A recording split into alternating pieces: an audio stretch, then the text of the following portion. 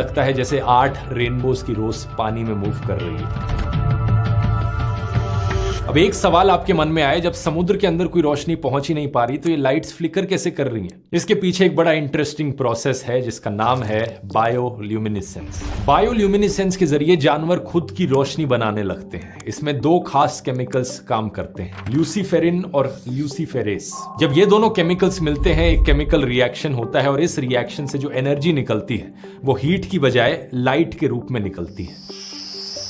ये deep sea creatures इस रोशनी का उपयोग करते हैं या तो अपने आप को छिपाने के लिए, या दूसरे जीवों को आकर्षित करने के लिए, या फिर कुछ आपस में कम्युनिकेट करने के लिए। जैसे कि ये वाला बेहद सुंदर जीव देखिए, देखकर लगता है जैसे कि कोई जल परी हो। इसका नाम भी सी एंजल है। ये एक इंसान की उंगली से भी छोटी होती है और अंधेरे में इसका खाली पेट चमकता है। ये एकदम अंधी होती है, लेकिन इस सी एंजल को डेविल बनने में कुछ ही सेकंड्स लगते हैं। ये एकदम से अपना टेंटिकल निकालकर एक ऐसा जाल बुनती है जिससे बचना असंभव होता है, और जैसे ही इसका पेट भरता है ये ग्लो करना बंद कर देती है। 600 से 800 मीटर की गहराई पर रहती है बैरल आई फिश, एक और बहुत ही अद्भुत मछली। इसका सर ट्रांसपेरेंट और डोम जैसा होता है। ध्यान से देखो इसे, दुनिया में ऐसी कोई और फिश नहीं है जो थोड़ी बहुत भी इसकी तरह दिखती हो। इसको देखकर लगेगा कि इसकी आंखें नाक के ऊपर जो ब्लैक डॉट्स हैं वो होंगी, लेकिन असली में ये ग्रीन बल्ब्स इसकी आंखें हैं। बड़ी इंटरेस्टिंग चीज है कि ये जो आंखें हैं ये सिर्फ ऊपर ही देख सकती हैं, तो जो भी ये खाना खाती है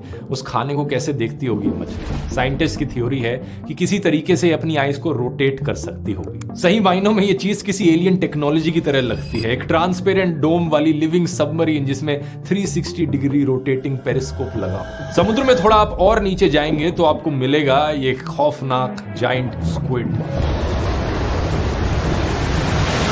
स्क्विड्स 13 मीटर लंबे होते हैं, यानी कि एक 2 मंजिला घर के बराबर। इनकी आंखें 25-30 सेंटीमीटर बड़ी होती हैं, एक बास्केटबॉल जितनी बड़ी आंखें। दुनिया के किसी भी जानवर में ये सबसे बड़ी आंखें हैं, और ये अंधेरे पानी में अपने शिकार को ढूंढने के लिए अडेप्ट हुई हैं। चलिए आगे चलते हैं और गहराई में। 1000 मीटर क्रॉस करके ट्वाइलाइट जोन खत्म हो जाती है और मिडनाइट जोन शुरू होती है। यहाँ सूरज की रोशनी बिल्कुल नहीं पहुंच पाती। यहाँ जो जानवर रहते हैं वो अक्सर ऐसे होते हैं जो ट्वाइलाइट जोन और मिडनाइट जोन के बीच में घूमते रहते हैं, जैसे कि डीप सी एंगलर फिशेस, जिसमें ब्लैक सी डेविल भी शामिल है। सबसे पहली बार एक एंगलर फिश को फाइंडिंग नीमो फिल्म ने पॉपुलराइज किया था, अगर आपको याद हो ये एनिमेशन। इन मछलियों के सिर पर एक फिशिंग पोल होता है जिसमें चमकदार बल्ब लगा होता है। ये इस बल्ब का इस्तेमाल करती हैं अंधेरे पानी में शिकार को अपनी तरफ अट्रैक्ट करने के लिए। यही चीज को फिल्म में भी दिखाया गया था, लेकिन जिस चीज को फिल्म में नहीं दिखाया गया था और जो बहुत ही वियर्ड बात है एंगलर फिश के बारे में, वो है इसकी रिप्रोडक्शन स्ट्रैटेजी। इन मछलियों के मेल्स फीमेल से 10 गुना छोटे होते हैं और उनका जिंदगी का एकमात्र काम होता है रिप्रोड्यूस करना। जब वो किसी फीमेल को ढूंढ लेते हैं तो उसके शरीर के साथ जाकर मिल जाते हैं,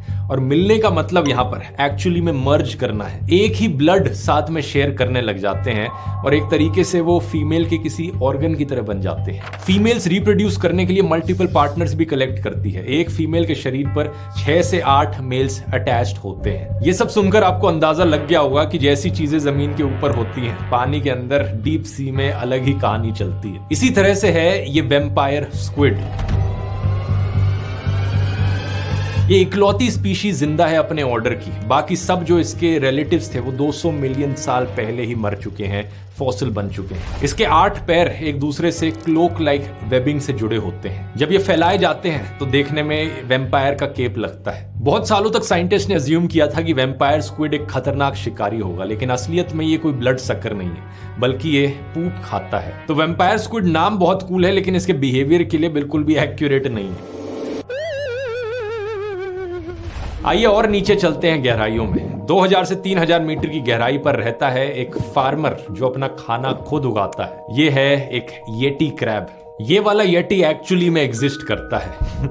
इसका निक नेम येटी इसलिए क्योंकि इसके आर्म्स पर जो कवर करने वाला फर है वो येटी की याद दिलाता है, लेकिन असलियत में हिमालयाज में रहने वाला जो येटी है उसके बारे में आप और जानना चाहते हैं तो उसकी बात मैंने इस वीडियो में करी थी। लेकिन येटी क्रैब अपने आप में अंधा है। ये जो फर है इसका, वास्तव में ये बैक्टीरियल कॉलोनीज है। ये अपने बालों वाले आर्म्स पर बैक्टीरिया की फार्मिंग करता है और फिर उन बैक्टीरिया को खाता है। और यहाँ पर स्पेसिफिकली सल्फाइड ऑक्सीडाइजिंग बैक्टीरिया की बात करी जा रही है जो इस पर ग्रो होते हैं, क्योंकि ये हाइड्रोथर्मल वेंट्स के पास रहता है। और